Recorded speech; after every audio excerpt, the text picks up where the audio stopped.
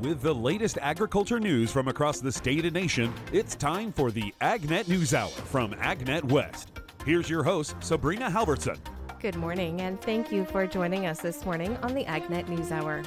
Coming up in our show today, why a lack of winning solutions may be hampering adoption of biological materials. And we talk with Chief Executive Officer of NASDA, or the National Association of State Departments of Agriculture, Ted McKinney, about why we must have a farm bill very soon. That's coming up in today's featured interview, but we start today with Cindy Zimmerman and a preview of the Tech Hub Live Conference and Expo with this interview. I'm Ben Sloan. I'm the VP of Product and Strategy for Agribusiness at EverAg. And EverAg is once again one of the sponsors of Tech Hub Live, which is in Des Moines.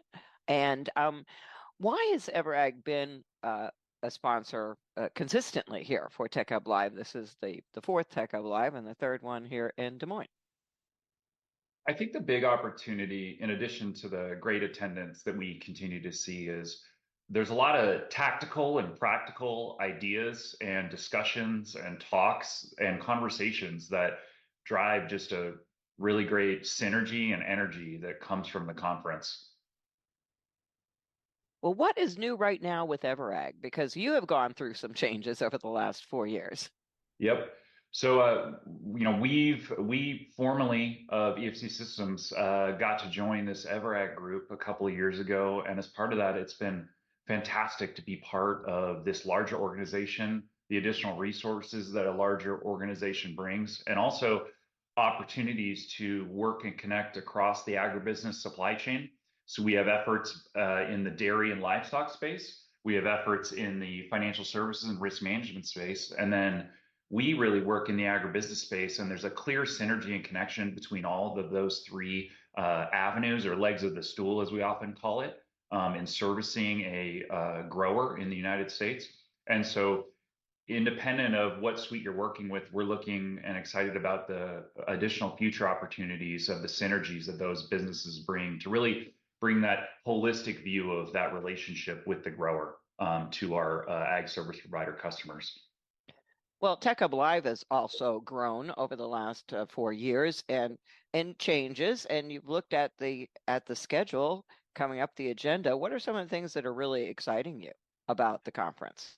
I'm going to be giving a talk about this as well, but really the discussions around how you can better leverage data and insights, and really the opportunities that generative AI presents us. We're sitting on a mountain of data today, and we don't do often a great job of leveraging that data for insights, for opportunities, for products and services. And I have a really strong belief that those tools will help us better access those insights and opportunities. So yeah, really around the AI and the insight opportunities that we can provide our ag service provider customers. What do you hope the people that come to Tech Hub Live go home with, as far as their insights that they can gain from being at Tech Hub Live? I would really say there's first of all, a great opportunity for networking and relationship building. And that's one of the pieces I love about Tech Hub, with the great attendance that we see from it. But honestly, leaving from the session, I would hope folks leave with, there's challenges in the market today, but we really just see opportunity. And it's exciting to think about the various areas of opportunities that we're going to be able to leverage, whether that's from a traditional precision agronomy space, whether that's from making a salesman or salesperson more effective in their relationship building with the grower, or it's working with retailers on making sure that they're more efficient in their operations, or looking to identify new efficiencies in their operations. All of those conversations bring a lot of great energy and address a lot of pain points that we see our customers continue to face. What do you think is different about Tech Hub Live that has not been present maybe in some of Precision Ag and Ag Technology conferences in the past? What has made it successful? I think, sometimes you don't want to be too narrow in your focus, and Tech Hub Live allows for a broader conversation of really everything agribusiness. So like I mentioned, we can go really deep on the precision agronomy side, or we can go really deep on, better inventory management or things like that. And those are just really present great opportunities for discussions and relationship building, both with partners as we look at the industry, but also with our current and new customers that we're onboarding. What would you say to someone at this point in the ag tech space who has not registered yet for Tech Hub Live, and maybe has not attended one at all yet? I would say this conference is your best opportunity to build relationships, make connections, and really just learn and understand, where this ag tech industry is going and how we can better service our customers, the ag service provider. All right, very good, Ben. That's all the specific questions I have. Is there anything else you'd like to add about EverAg or Tech Hub Live? I would just encourage you to, if you want to learn more about EverAg, visit our booth on the Tech Hub Live floor, or attend my tech talk talking about generative AI in agriculture. One other thing, Women in Ag Tech that was started last year at Tech Hub Live. What do you think about that initiative and for the industry itself? I have a good number of talented team members on my team that are women.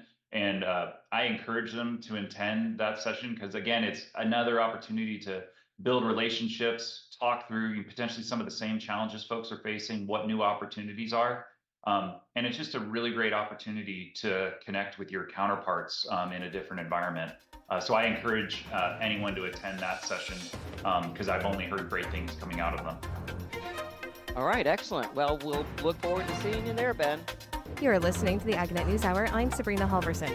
In today's national spotlight, for much of June and July, it seemed touch and go for crops in the Carolinas, with flash drought threatening to claim much of the corn crop. But recent rains, particularly in eastern North Carolina, have brought hope for farmers. Here's Mike Davis. Dr. Ron Heiniger is a professor at NC State and corn specialist with the North Carolina Cooperative Extension Service. We're seeing this corn crop try to recover a little bit now that we've gotten a little bit of rain in the last week across the coastal plain and tidewater area. Some corn that certainly was unrecoverable as far as damage, but there are some fields that have perked up, and we're just now trying to evaluate how good a pollination we got on those fields. So it's still a matter of seeing what can be salvaged is really where we're at. While observers were saying as much as 80% of the corn looked lost earlier this month, now Heiniger says the outlook is much better, though not a complete recovery. Well, I think we still have probably 60, maybe 65% of the crop that can be salvaged, where we were able to keep a little bit of green on the leaves and get it pollinated. I think we'll get some yield out of it. It's certainly affected our yield potential. Even on that can be salvaged, but I think 60 to 65% can be salvaged. Eastern North Carolina has gotten the lion's share of the recent summer storms, while to the west and in South Carolina, it's been much spottier. I mean, we got a lot of farmers, particularly in the Piedmont, who are looking at chopping silage or trying to use hay or do something with that crop because it just will not make corn.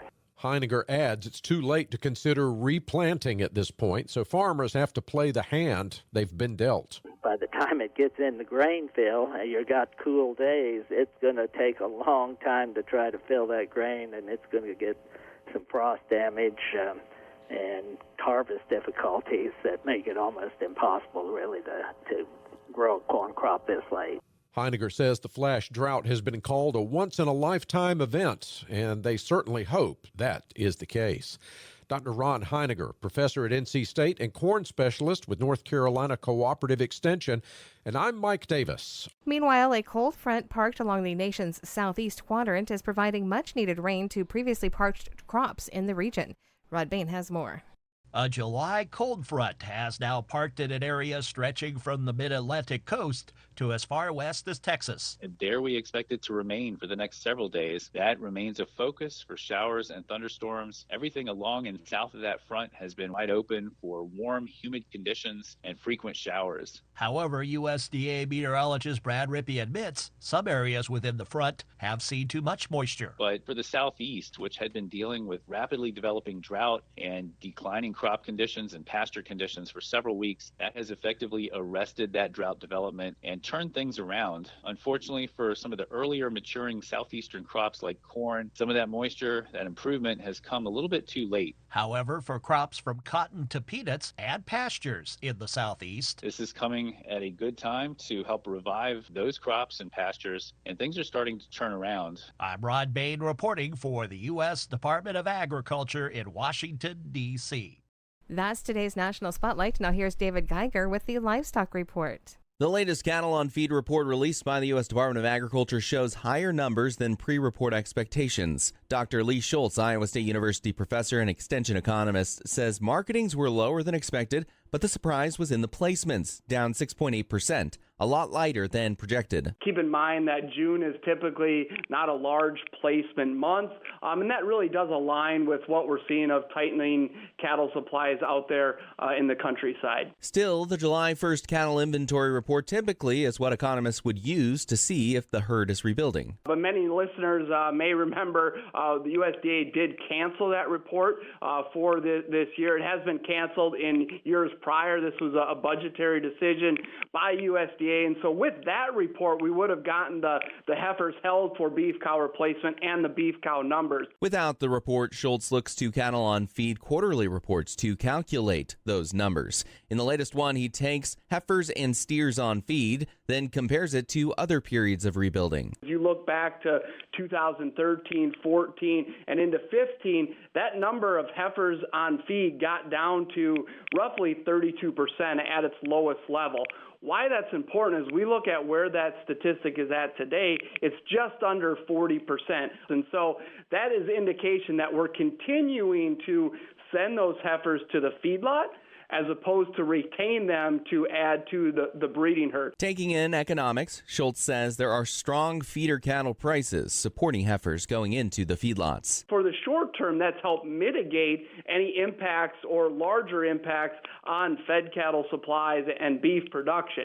But what we know is when we start rebuilding, that's really going to tighten up those inventories. And the longer we delay this expansion, the larger of impact that's going to have on herd inventories and beef production. So what stops the farmer from selling at high prices and retaining instead? Well, Schultz has this reminder. Producers respond to profits and not prices. We have historically high prices, but that up till now hasn't equated to relatively large profits. And as we think about what drives those profits, it's not only prices, but it's also the cost. And we're facing the highest cost environment we've ever seen. Schultz points out the good news. Costs are stabilizing and prices strengthening. And looking towards fall, he says this is the first time in a long while that marketing calves will make notable profits. That will start to incentivize that expansion if they have the resources to do it. And as you look at, we've seen continued improvement in pasture and range conditions and hay production this last year nationally. So I think we have the resources available. Now it's just looking for those profits to really incentivize that expansion. I'm David Geiger reporting. This is the AgNet News Hour. I'm Sabrina Halvorson. We will be back in just a moment with more agriculture news. Coming up in a few moments, we'll have today's This Land of Ours report, but first, more of the day's agriculture news. And with a preview of what you'll hear today on AgNet West, here's Brian German. Maintaining organic certification can present a variety of different challenges for producers. Postdoctoral researcher with the UC Organic Agriculture Institute, Shriya Rangarajan, said that organic requirements can disproportionately impact certain types of farms. For instance, a lot of the smaller farms, those who have fewer workers, for instance, they are sort of managing everything. So that's a huge burden on them. Those which have vertically integrated operations or those which have highly diversified operations, they are now managing paperwork for multiple aspects of their operation. So that again becomes an additional burden on them. So in a lot of ways, the ways in which the farm operates and the size of the farm, poses a challenge.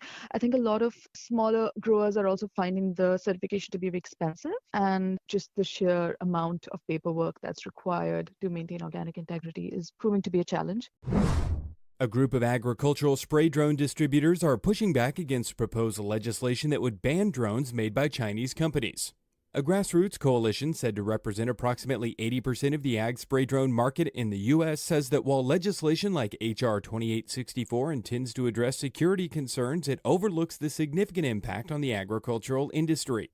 The coalition advocates for cybersecurity standards that protect data without stifling technological advancements, noting that spray drones are vital for modern farming, aiding in aerial applications, job creation in rural areas, and sustainable farming practices by delivering precise crop protection. They emphasize that no evidence supports claims that data from agricultural drones is being misused by China. The group is working towards formalizing their organization to protect U.S. farmers' access to essential drone technology, ensuring their global competitiveness.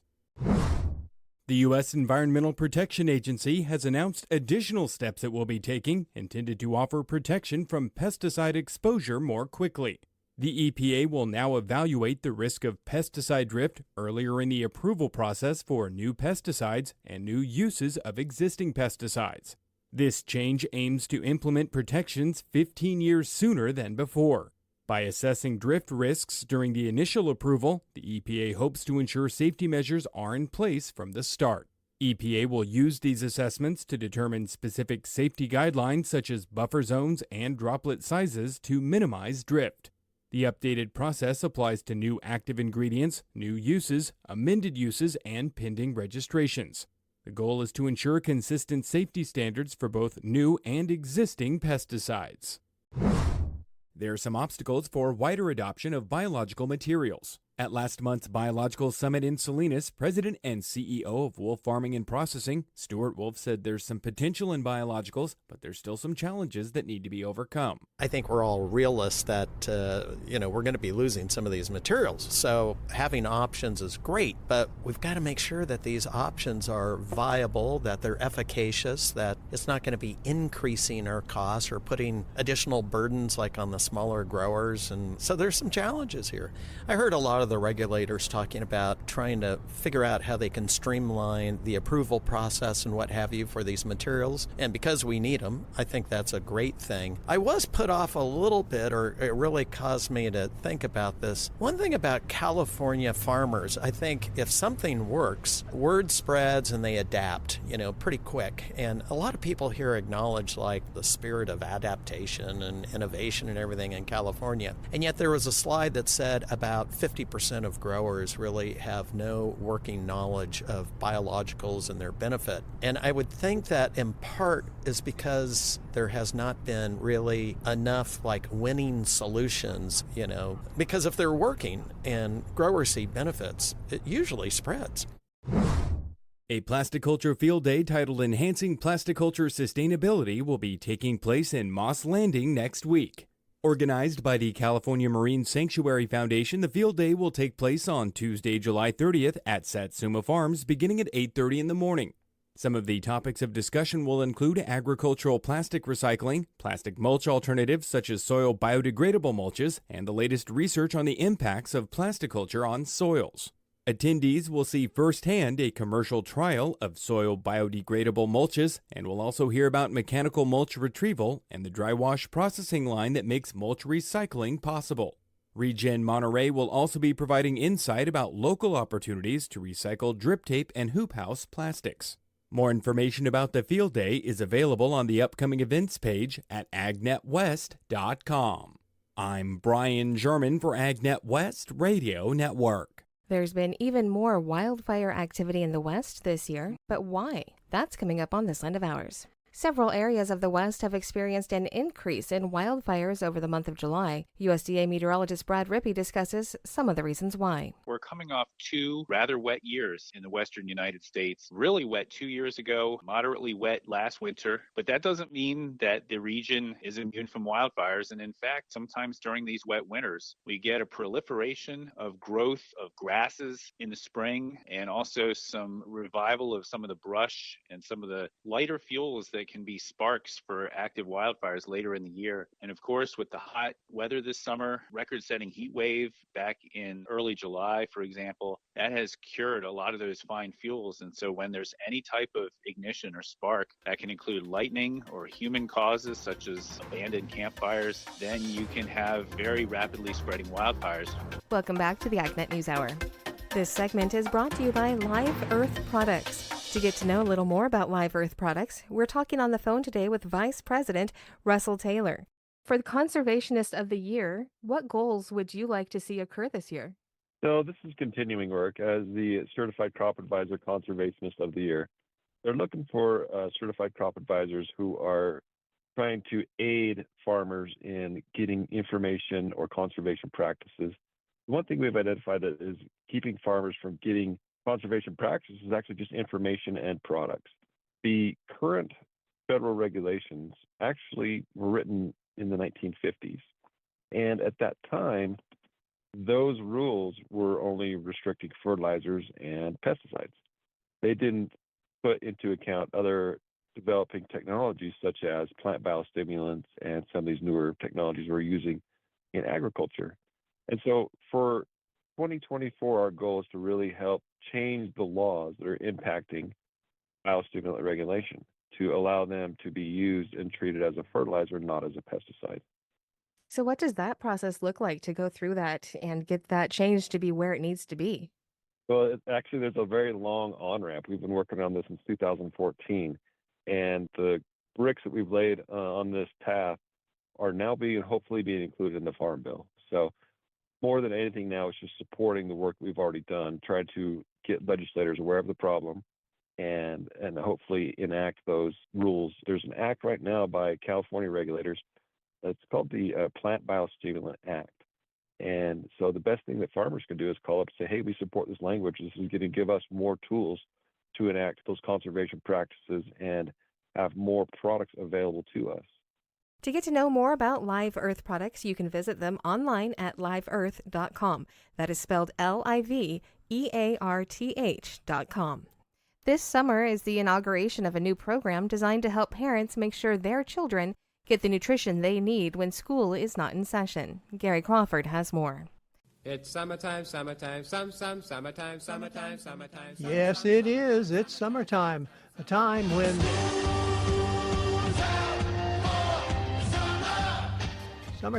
many of us are doing all those great summer activities, picnics and cookouts and swimming. Summertime, when many families are saying, let's go on vacation. Yes, for many of us, the summer is all about thinking up new ways to have fun. But some families are thinking about how to make sure their kids don't go hungry. Deputy Agriculture Secretary Xochitl Torres Small says over 30 million kids depend on the nutritious free or reduced priced meals that they get at school, when school is open, of course. For some kids, it's the only nutritious meal they get every day. But in the summer, only about 1 out of 6 of those kids who have free and reduced price school meals are able to receive other support through a summer meal program. And so when school is out, many parents struggle to put food on the table. But this summer, there is a brand new program. It's called SunBucks, or Summer EBT. SunBucks provides financial assistance to families, $120 per student over the summer to be able to help make sure that the kids get the nutritious food that they need to keep growing and learning. And while the money for food purchases is federal money, each state is responsible for the administrative costs to set up and run the SunBucks program. USDA has announced a grant program to help with those costs. As the Deputy Secretary, I spend a lot of time thinking about the operations. How do you take a program and implement it so that we can reach the most kids possible? And this is a clear example of that. Because it's a new program, it takes some new IT, some new websites to get the information out and to determine eligibility. And so states are responsible for some of that implementation. That's why we've worked to create this program, which is granting $100 million to states to help implement this new program. In this, the first year for SunBucks, 37 states are participating. Officials hope the program will be in every state by next summer. Gary Crawford reporting for the U.S. Department of Agriculture. High-tech equipment means farmers need more high-end shops. Here's Chad Smith. New high-tech farm equipment is not only helping farmers be more productive, it's also driving demand for larger, more high-end farm shops. Dennis Lee is the farm product line manager for Morton Buildings. As farm equipment's gotten larger, there's been a growing need for new farm shops to become more modern to accommodate those machines. A building that was suitable for your grandpa's 4020 is probably not a good fit for your new 9RX. It's particularly true with farmers who previously stored equipment outdoors. We used to see quite a few cold storage or open-sided type buildings, and the trend now is to more climate-controlled, conditioned, more modern farm shops to protect those enormous investments. And the other factor that we see is the huge demand for used equipment. Used equipment values continue to skyrocket, and we all know that equipment stored inside demands a much higher price at auction day. Lee says many farmers are also incorporating higher quality components in their shop to support the maintenance of their high-tech equipment. I had the fortune of managing our NASCAR account prior to taking on the farm market, and I'm seeing more and more farm buildings that are taking components or cues from even the NASCAR industry. So we're seeing higher levels of finishes, higher levels of technology. This can include things like LED lighting, epoxy flooring, the large high-volume fans, air hose systems, and we've even seen quite a few buildings with clean spaces for computer server rooms and areas for diagnostics and calibration of planter components or GPS pictures on tractors and that type of thing. He notes that shop doors are also continuing to get bigger and more sophisticated. The door is typically the most interacted with portion of your building, where historically to get the large format openings required for planters or harvesters, we had no choice but to go with the sliding door. Sliding door is a very utilitarian feature. Makes a big opening, relatively long-lasting, but they do have their drawbacks. You're not going to have a great weather seal for these new conditioned buildings. You got to get out of the tractor and muscle the door open. And we're seeing more and more buildings go with either the large sectional overhead style doors or even the large hydraulic doors. And that's actually a technology that's been borrowed from the commercial airplane hangar industry. Those doors can span sometimes up to 100 feet. For more information on farm shop design, visit mortonbuildings.com. Chad Smith reporting. What changes from the prior week were recorded in the latest edition of USDA's Topsoil Moisture Conditions Ratings Report? Rod Bain tells us. Not much week-over-week change in USDA topsoil moisture condition ratings nationwide. You're looking at very short-to-short ratings at 29%. That is up 1 percentage point from the previous week. Meanwhile, surplus topsoil moisture declining a little bit to 9%, down from last week's 11%. USDA meteorologist Brad Rippey says the short part of the weekly condition report is in the topsoil moisture surplus category. Focused across the upper Midwest and the Northeast. We do see Vermont coming in this week at 50% surplus. As you head to the west into some of the key cropping areas, Minnesota, despite a 10-point decline, still at 36% surplus. Surrounding areas even lower now. So we're finally starting to knock out some of that lingering wetness across the upper Midwest. Dryness in the southeast is reflected in the latest topsoil moisture ratings, not taking into account heavy showers occurring since the July 21st reporting date. I'm Rod Bain reporting for the U.S. Department of Agriculture in Washington, D.C.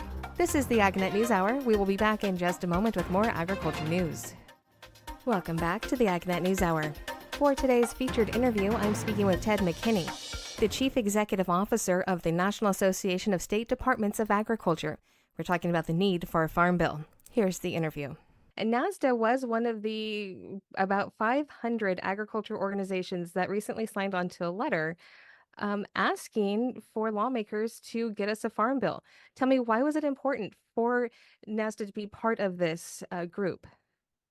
Sure. Well, I would say first and foremost, the Farm Bill is our Bible. It is our operating, it's our guideline, it's our map for at least the future 4 or 5 years, and it's just critically important. Add to that the obvious that it's long delayed and the prognosis does not look good for anything near term. So this is, it's not a Hail Mary. We really do believe that we could get it, but we've got to have the sides coming together. That could be the two parties in the House Ag Committee, but certainly across the aisle in the Senate as well. We've just got to get them to come together. So call this a friendly letter of encouragement. If we did not get a farm bill this year, there are so many things that will be happening early next year. just in Congress as we're getting, a new administration, no matter how the vote goes.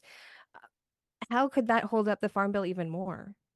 Well, the impact of further delay was at least a big part of the letter. And that was included deliberately because oftentimes, I think the legislators know, members of Congress know, but many out in the world of even ag don't understand that punting this, kicking this down the road has consequences. I'd say for our farmers and ranchers who are at the core of this, it leaves great uncertainty. You don't know how to plan with your programs. You don't have the specifics from the Farm Service Agency or the Natural Resources Conservation Service. In our case, great uncertainty on what the state departments of agriculture, might get because we are co-regulators and receive modest funding in so many areas. And it transcends, as I lovingly call it, the crops and the critters, and not to mention forestry and some other things.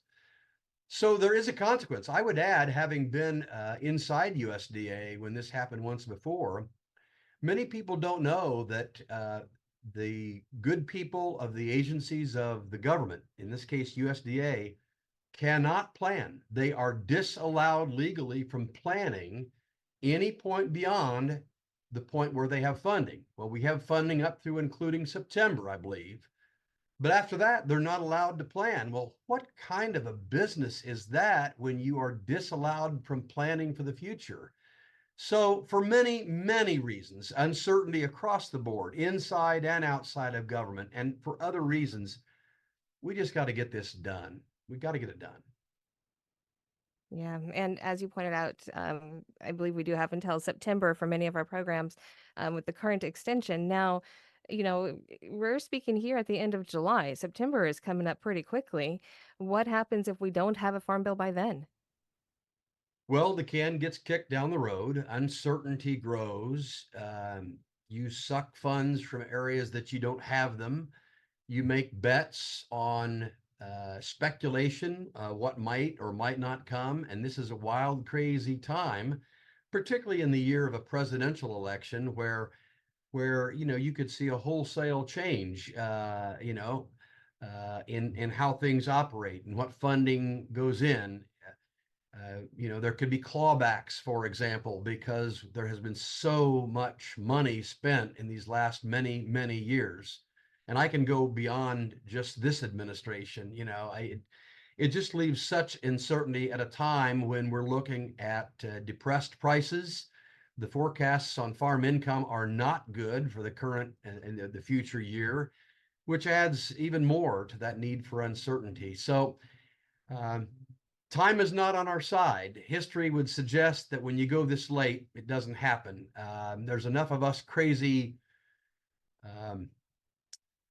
folks that believe in the future, believe that the glass is half full, not half empty, that maybe we can get it done. And we periodically hear the hue and the cry from leadership in House and Senate Ag committees. So it gives us hope.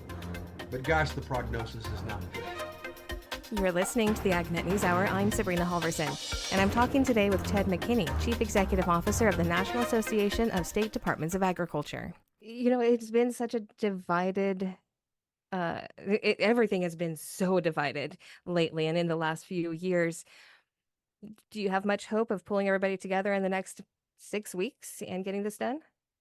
Well, hope springs eternal, and we would not have signed the letter if we didn't believe that might be possible. So we hang on that. We still hang on that thread that says it can get done. I noted that the Democrat leader of the House Ag Committee once again called for some additional attention to that. Now, the chairman can only go as far as he's got response from the Senate side or his colleagues. And so I hope this is not just fake. I don't believe that. I think these are fine people, but they're not coming together. I think it comes down to a lot of things. It's traditional.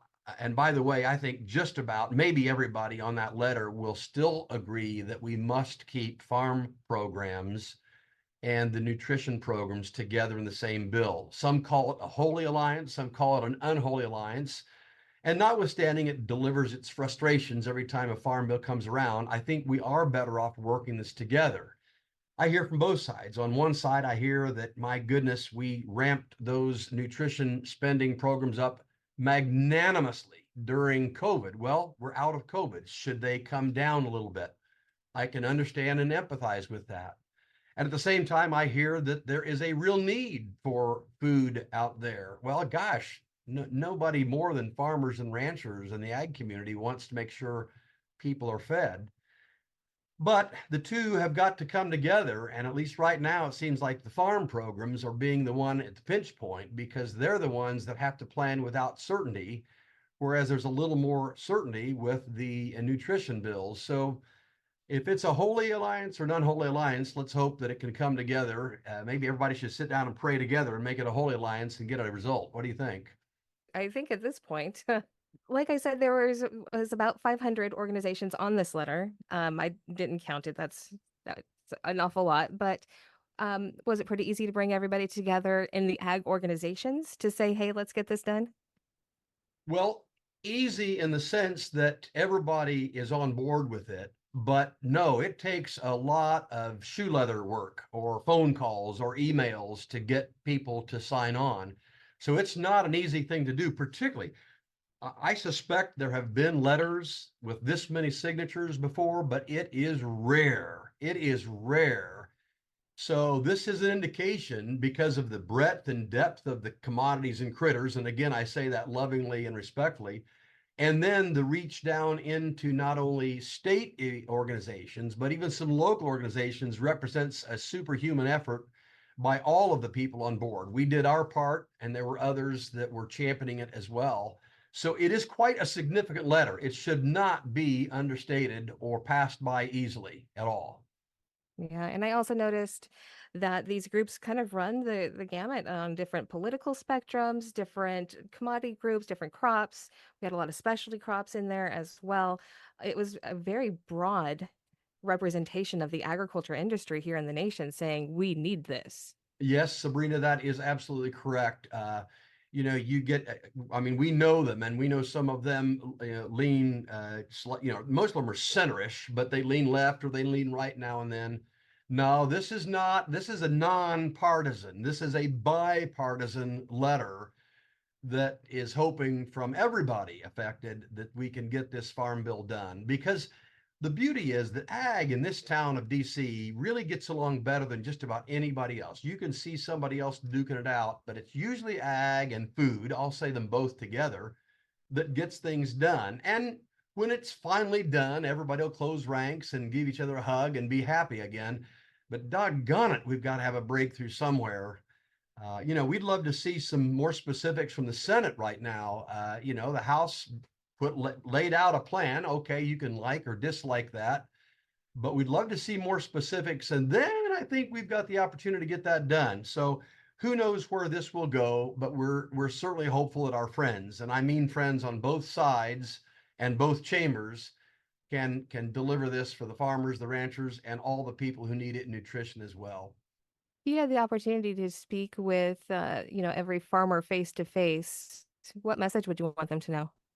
Well, I'll tell them to hang in there. It's happened before. We've actually had shutdowns before, and at least we haven't had a shutdown over the farm bill.